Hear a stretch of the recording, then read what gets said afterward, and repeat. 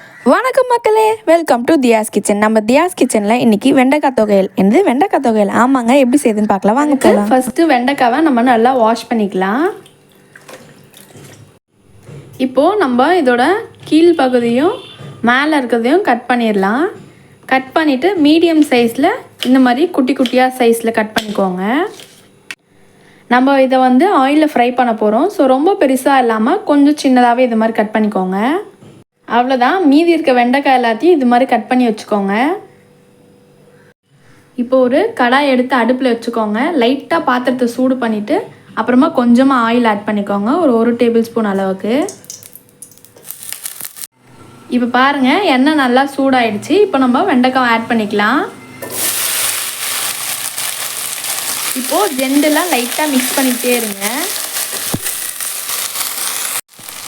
வெண்டைக்காய் வந்து எண்ணெயிலே கொஞ்சம் நல்லா வதங்கணும். இப்போ பாருங்கள், இந்த மாய்ஸ்டர் கண்டென்ட்லாம் போயிடுச்சு. இந்த மாதிரி நல்லா வதங்கியிருந்தால் போதும். ஒரு 5 to 8 மினிட்ஸ் தாங்க ஆகும் இது வதங்க. இந்த ஸ்டேஜில் கொஞ்சமாக உப்பு ஆட் பண்ணி வதக்கிக்கோங்க.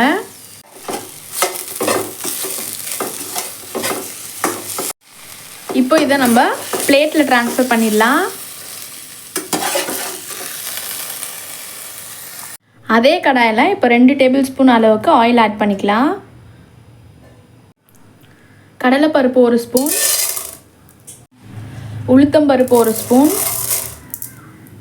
2 பருப்பையும் லைட்டாக வந்து மிக்ஸ் பண்ணிக்கோங்க, கலர் வர வரைக்கும். 4-5 பல் பூண்டு ஆட் பண்ணிக்கலாம். இது கூடவே இன்றைக்கி நான் 5 காஞ்ச மிளகாய் எடுத்திருக்கேன். உங்களுக்கு காரத்துக்கு ஏற்ப ஏற்றிக்கோங்க, இல்லை குறைச்சிக்கோங்க. இப்போ இதையும் நல்லா மிக்ஸ் பண்ணிக்கலாம்.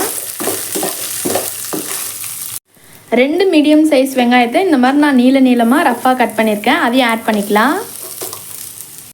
வெங்காயம் வந்து கொஞ்சம் கண்ணாடி பதம் வர அளவுக்கு நல்லா மிக்ஸ் பண்ணிக்கலாம். 2 தக்காளி அதே மாதிரி ரஃப்பாக நீட்டாக கட் பண்ணி வச்சுருக்கேன், அதையும் ஆட் பண்ணிக்கலாம். இப்போது இதை நல்லா மிக்ஸ் பண்ணிக்கலாம். ஒரு 2 to 3 மினிட்ஸ்க்கு நல்லா இது வந்து வேகட்டும். இந்த ஸ்டேஜில் 1/2 ஸ்பூன் இல்லைனா 1/4 ஸ்பூன் உப்பு ஆட் பண்ணிக்கோங்க.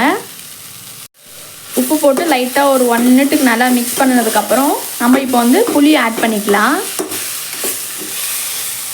புளியை நம்ம லாஸ்ட்டாக ஆட் பண்ணுறோன்னா, முன்னாடியே போட்டுட்டோன்னா அது வந்து தீஞ்சிரும், அடியில் ஒட்டுற மாதிரி இருக்கும். ஸோ நம்ம லாஸ்ட்டாக வதக்கும் போது சூடுலேயே ஆறி. அவ்வளோதான். இப்போ நம்ம அடுப்பை ஆஃப் பண்ணிவிட்டு இது கம்ப்ளீட்டாக ஆற வச்சிடலாம். இப்போ நம்ம வதக்கி வச்சுருக்க வெங்காயம் தக்காளி வந்து மிக்சர் ஜாரில் ஆட் பண்ணிக்கலாம். இதில் வந்து நான் பெப்பர் வந்து கிரைண்ட் பண்ணியிருந்தேன், அதிலே அரைக்கிறேன். இப்போ இது கூடவே நம்ம வதக்கி வச்சுருக்க வெண்டைக்காவையும் ஆட் பண்ணிக்கலாம். அவ்வளோதான். இப்போ நம்ம இதை அரைச்சிடலாம். ஃபஸ்ட்டு தண்ணி ஊற்றாமல் அரைங்க. இங்கே பாருங்கள், இப்போ நல்லா கிரைண்ட் ஆகிருக்கு. இதே மாதிரி நல்லா கிரைண்ட் பண்ணி எடுத்துக்கோங்க. இதில் வந்து மாய்ஸ்டர் கண்டென்ட் இருக்கும், அதனால தான் நம்ம இதுக்கு வந்து தாளிப்பு கொடுக்க போகிறோம். எண்ணெயிலே கொஞ்சம் நேரம் வேகணும், அப்போ தான் கரெக்டாக இருக்கும். அதே பேனில் இப்போ நம்ம கொஞ்சமாக எண்ணெய் விட்டுக்கலாம். எண்ணெய் காஞ்சதும் கொஞ்சமாக கடுகு ஆட் பண்ணிக்கோங்க. கடுகு நல்லா பொரியட்டும். நல்லா பொரிஞ்சதும் கடலைப்பருப்பு ஆட் பண்ணிக்கலாம். கூடவே கொஞ்சமாக கருவேப்பிலை.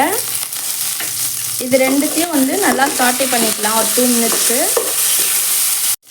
இப்போ நம்ம அரைச்சி வச்சுருக்க வெண்டைக்காய் தொகையில் இதில் ஆட் பண்ணிக்கலாம்.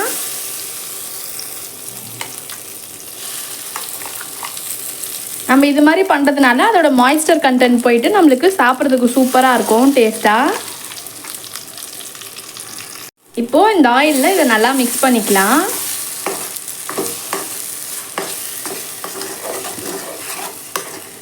நல்லா மிக்ஸ் பண்ணிக்கோங்க. சிம்மில் வச்சுட்டு ஒரு 5 மினிட்ஸ்க்கு அதை அப்படியே விட்டுருங்க. அப்பப்போ வந்து லைட்டாக இந்த மாதிரி மிக்ஸ் பண்ணிக்கோங்க. இப்போ பாருங்கள், அதோடய மாய்ஸ்டர் கண்டென்ட்லாம் போயிட்டு எடுத்தோடனே மொத்தமாக வந்து சுழண்டு வர மாதிரி இருக்குது. இப்போ தான் இது ரெடி ஆகிருக்குன்னு அர்த்தம். இப்போ நம்ம ஸ்டவ் ஆஃப் பண்ணிடலாம். அவ்வளோதான், வெண்டைக்காய் தொகையில் ரெடி ஆகிடுச்சு. ஒயிட் ரைஸ் கூட மிக்ஸ் பண்ணி சாப்பிட சூப்பராக இருக்கும். இல்லைனா ரசத்துக்கு சைட் டிஷ்ஷாகவும் தொட்டு சாப்பிட்லாம், சூப்பர்.